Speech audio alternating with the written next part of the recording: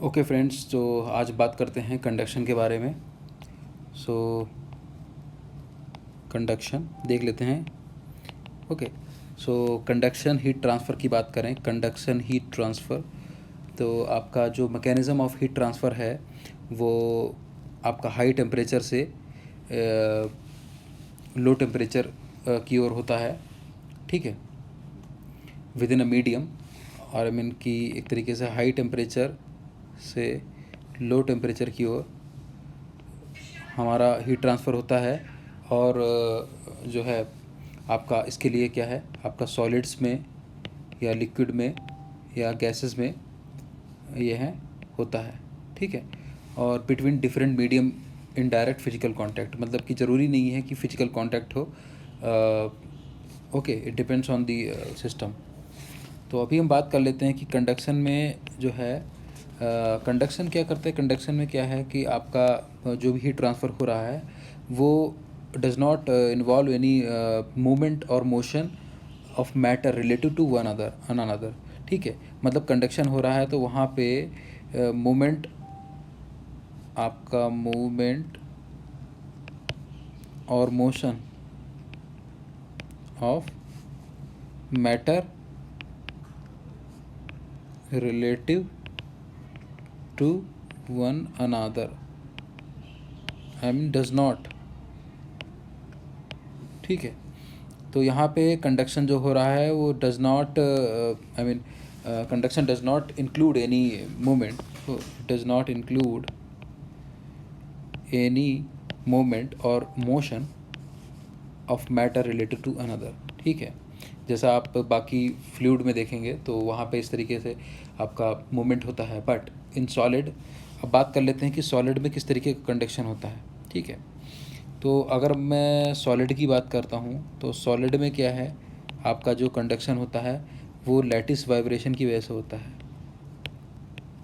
ठीक है, अब लैटिस वाइब्रेशन की वजह से होता है और फ्री इलेक्ट्रॉन की वजह से होता है। तो हमें ये दो चीज़ पता लग गई।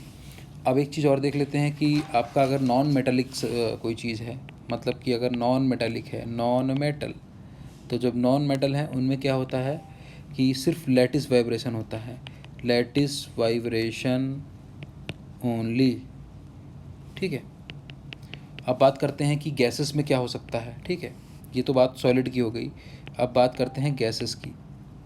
ठीक है, गैसेस में क्या है, आपका जो कंडक्शन होता है, देखिए यहाँ कंडक्शन की बात करी थी तो मैंने सॉलिड के बारे में बात की, नॉन एक तरीके से सॉलिड में आपका मेटल हो गए। ठीक है, ये मेटल के बारे में बात हुई, फिर नॉन मेटल के बारे में बात हुई, अब मैं बात कर रहा हूँ गैसेस के बारे में। तो गैसेस में होता है due to momentum transfer.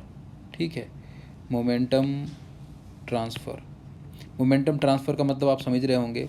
Momentum मतलब कि जो मॉलिक्यूल्स हैं उनमें अपना मोमेंटम होता है। ठीक है, तो हर एक मॉलिक्यूल जो होता है, मॉलिक्यूल थोड़ा सा देख लेते हैं। मॉलिक्यूल है, हर एक मॉलिक्यूल के पास एक वेलोसिटी है, मास है, even it is a very negligible kind of, but क्योंकि हमारे पास बहुत सारे मॉलिक्यूल्स हैं, thousands, lakhs and crores of molecules are there, तो इतने सारे मॉलिक्यूल्स होने की वजह से आपका, अगर मैं बात करूं कि एक, मान लीजिए मैं एक मोल ले लेता हूं किसी भी गैस का, तो 6.023 टू 10⁻23 मॉलिक्यूल।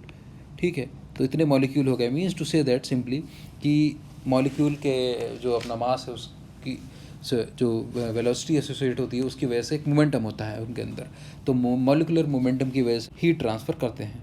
ठीक है, अब इसके बारे में एक थ्योरी हमको और भी पता है जो हम नॉर्मली जानते हैं, उसको देख लेते हैं। Kinetic energy of, kinetic theory of gases. तो ये फंक्शन होती है आपका टेम्परेचर क्या। ठीक है, we all know about it.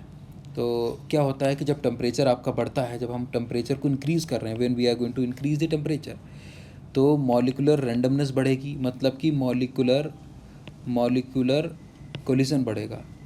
ठीक है, तो जब मॉलिकुलर कोलिजन बढ़ेगा, या हम कह सकते हैं कि मॉलिकुलर कोलिजन बढ़ने से क्या होगा, मोमेंटम बढ़ेगा उनका। ठीक है, तो मोमेंटम बढ़ने की वजह से क्या होगा, आपका अब जैसे कि मैंने बता दिया कि मॉलिक्यूलर मोमेंटम की वजह से कंडक्शन होता है, तो हम कह सकते हैं कि कंडक्शन बढ़ेगा या कंडक्शन और फास्ट हो जाएगा, ठीक है, जब ये चीज़ें बढ़ेंगी। और तो kinetic energy of gases is by 3/2 kT, जो कि हमारे पास ये रिलेशनशिप होता है। Okay, so this is a relationship. Okay, now अब बात कर लेते हैं गैसेस के बारे में हमने बात की। अब हम बात कर लेते हैं कि किस तरीके का कंडक्शन होता है लिक्विड में, मतलब लिक्विड में किस तरीके का कंडक्शन होता है। In liquid the mechanism of heat is nearer to the gases, मतलब कि कुछ इनका जो कंडक्शन का प्रोसेस है, कंडक्शन का जो प्रोसेस है, conduction is somehow same as in gases, मतलब कि गैसेस की तरह ही होता है। तो गैसेस की तरह मतलब क्या होता है, मॉलिक्यूलर मोमेंटम की बात की है, तो मॉलिक्यूलर मोमेंट, ठीक है। तो मॉलिक्यूलर मूवमेंट मतलब कि सिंपल सी बात है, जो लिक्विड में मॉलिक्यूल्स हैं, सॉलिड के कंपेयर में जो लिक्विड में जो मॉलिक्यूल्स होते हैं वो एक तरीके से कोहेसन होते हैं, कोहेसिव होते हैं, कोहेसिव फोर्स कंटेन करते हैं, क्योंकि मॉलिक्यूल्स जो है वो एक दूसरे के बहुत नियर होते हैं, ठीक है। तो ये रही हमारी बात लिक्विड के कि लिक्विड में कंडीशन इस तरीके से हो सकता है, ठीक है। अब हम देख लेते हैं कि कुछ और चीज़ें हैं कि वो क्या हो सकती हैं, ठीक है।